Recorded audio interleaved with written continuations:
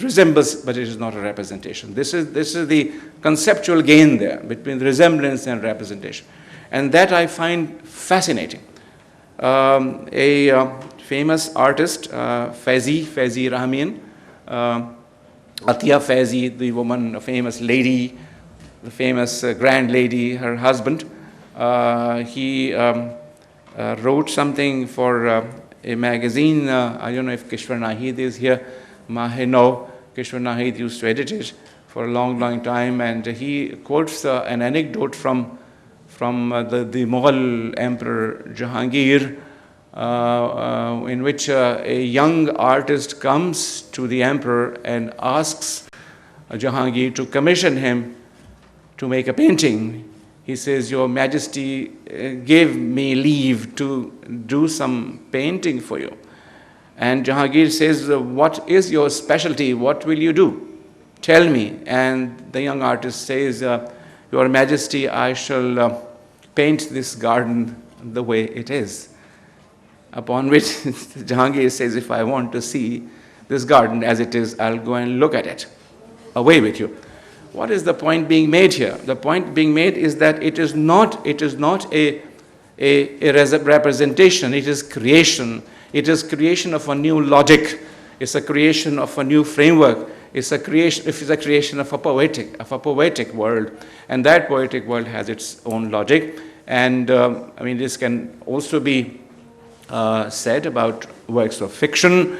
Fiction would mean that you distort reality, you distort your characters in order to fit the narrative.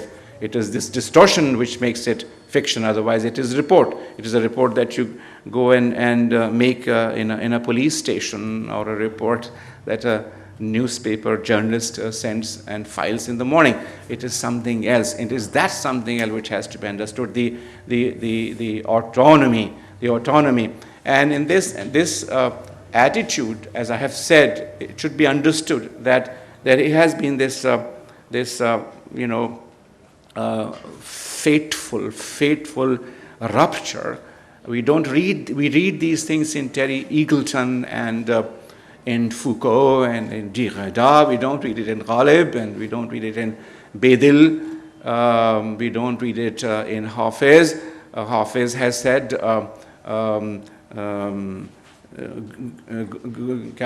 Gulbarg ra ze sumbul mushki naqab kun. Gulbarg ra ze sumbul mushki naqab kun, yani ke rukh be posh aur jahan kharab kun. Cover your face so that you just devastate us. Then we'll be wondering what you are, what is behind it. Uska aanchal hai ke rukhsar ke pehran hai, kuch to hai jisse hui jati hai chilman rangi. Right? जाने उस जुल्फ की माहूम घनी छाँव में टिमटिमाता है वो आवेज़ा अभी तक कि नहीं. This is poetry. What is behind it? उस यानी कि रुख बेपोश चेहरा छुपा लो, खराब करो जहान को. Just cover your face and devastate us. This is what it is. When Mir Sahab says किया था शेर को पर्दा सुखन का, my poetry is a veil over what I want to say. वही आखिर को ठहरा फन हमारा.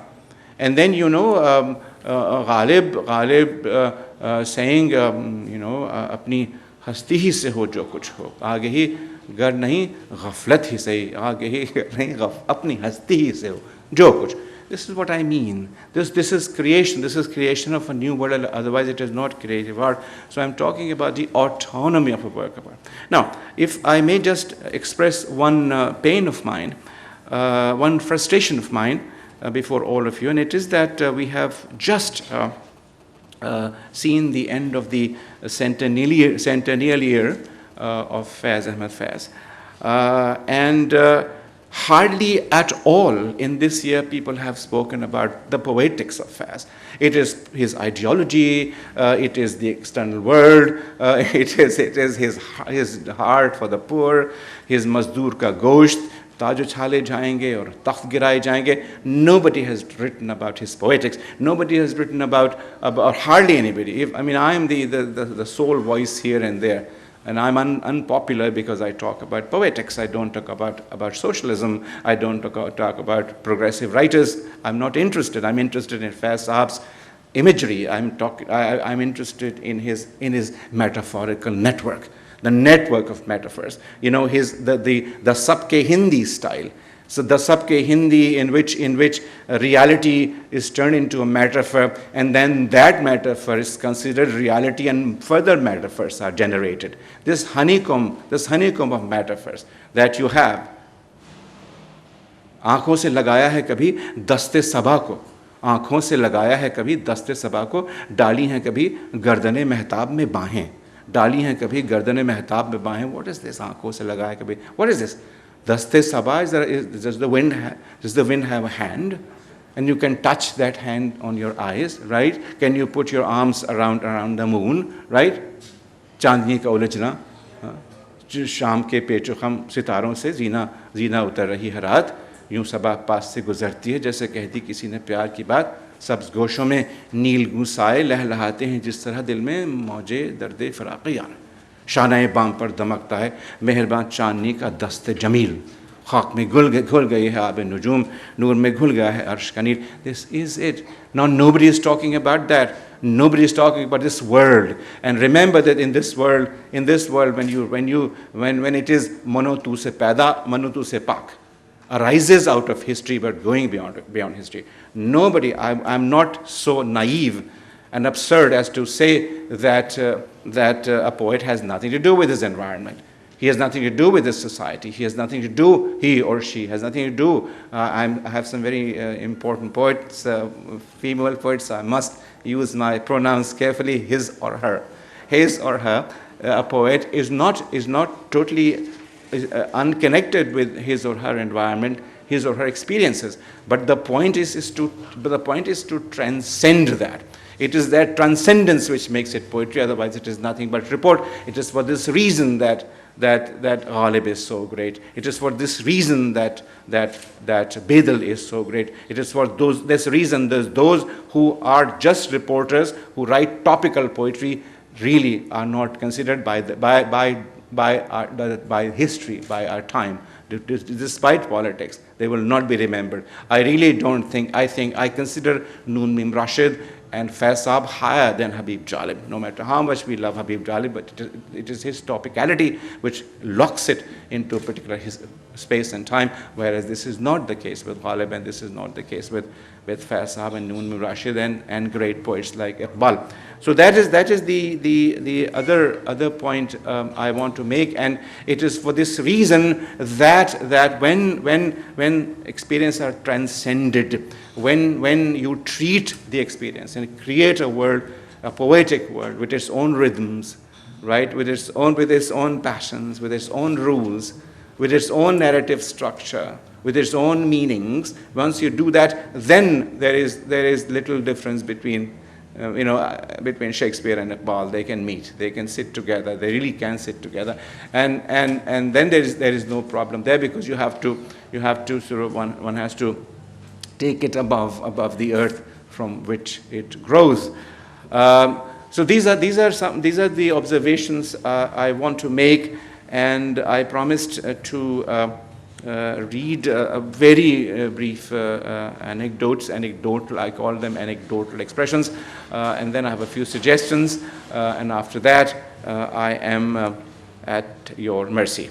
Then you do whatever वही सलूक करें जो बादशाहों के साथ करते हैं. मेरे साथ वही सलूक कीजिएगा जो बादशाहों के साथ करते हैं. Treat me as kings treat kings.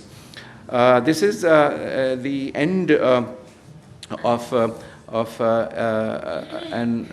article of Shamsur Rahman Farooqi, whom I consider very important, from the point of view of critical discourses. This is the end of his article that he wrote on Noon Mim Rashid, and let me read this to you. And then read something else, and then I will come to Ghalib. This is about Rashid. Yes, एक minute, I have this. Yeah, अब अगर आप पूछें, I hope I know that I don't need to translate these things, but if I do, let me know. अब अगर आप ये पूछें कि इतनी तफसीली गुफ्तगू के बावजूद मैंने सियासी मसाइल की तरफ राशिद के रवैये, मज़हब, सियासत और इश्क़, अलल ख़ुसूस मज़हब और सियासत से उनकी दिलचस्पी, इंसान दोस्ती, इस्तेमार और जबर के ख़िलाफ़ उनके एहतजाज, उनके मुफ़क्किराना, ख़तीबाना, पैगंबराना लहजे की जलालत वग़ैरह को क्यों नज़रअंदाज कर दिया, तो मैं यही कहूँगा कि मेरी नज़र में राशिद का सबसे बड़ा कारनामा यही है कि उन्होंने अपनी शायरी को अपने इंतहाई बेदार समाजी और सियासी शऊर के हाथों औने पौने न बेच कर शायराना आहंग के पास रहन रख दिया। शायराना आहंग के पास रहन रख दिया। ये ऐसी टेढ़ी मंजिल है जिसे हर शायर खुश उसलूबी से सर नहीं कर सकता। बाकी रहा समाजी और सियासी शऊर, मैं दोबारा पढ़ता हूँ, बाकी रहा सियासी और समाजी शऊर तो वो हर दुकान पर मिलता है। दिस इज़ फारूकी साहब writing about Mir Taqi Mir.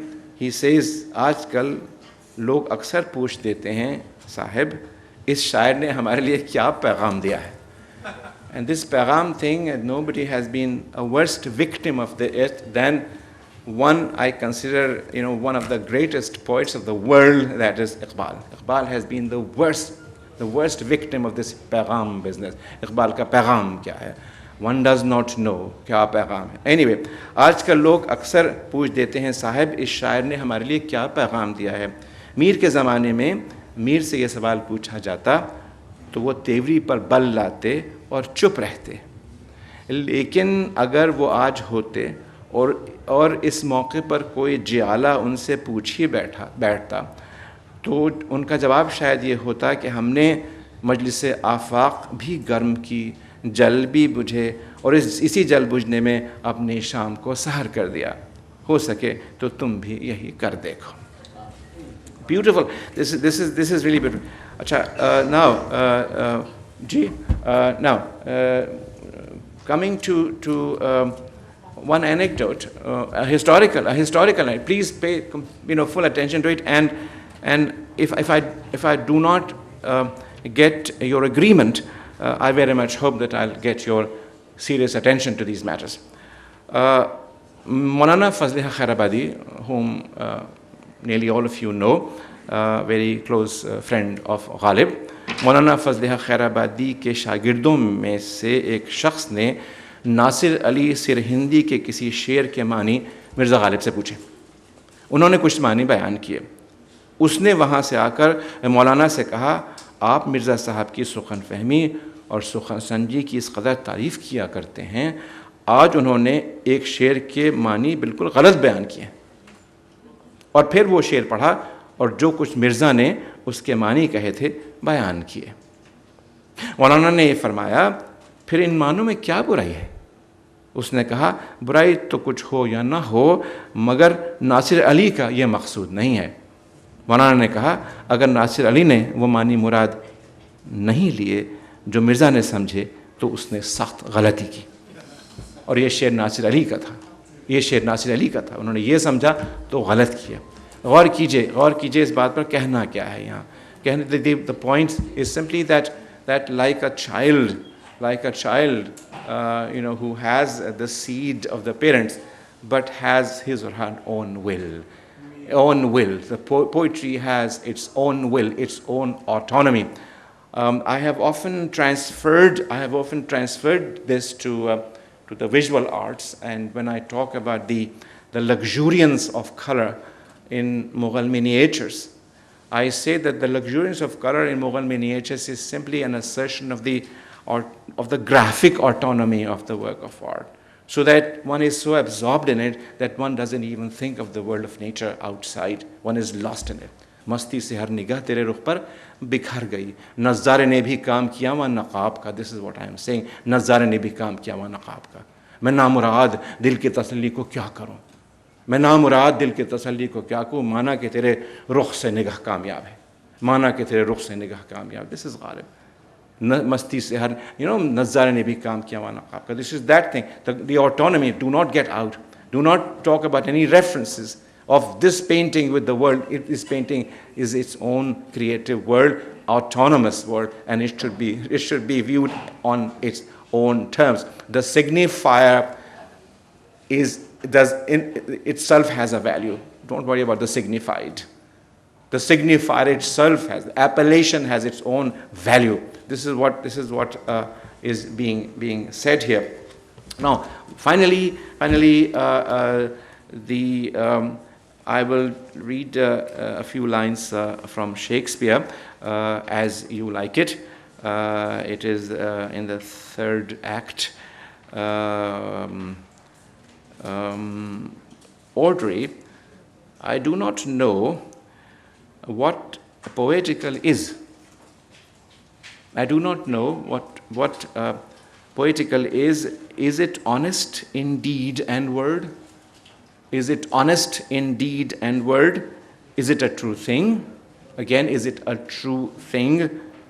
Touchstone, no, truly. For the truest poetry is the most feigning. The truest poetry is the most feigning. This is Shakespeare.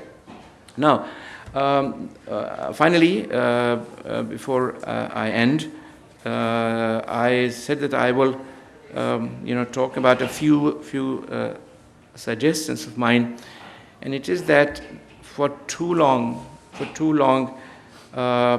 people have reduced analysis of poetry, criticism to external conditions. This has been the fashion of the progressive movement, to talk about ideology, and my own view is that insofar as a piece of poetry, insofar as a piece of fiction is a creative piece of work, it has its own logic and cannot possibly be reduced to certain fixed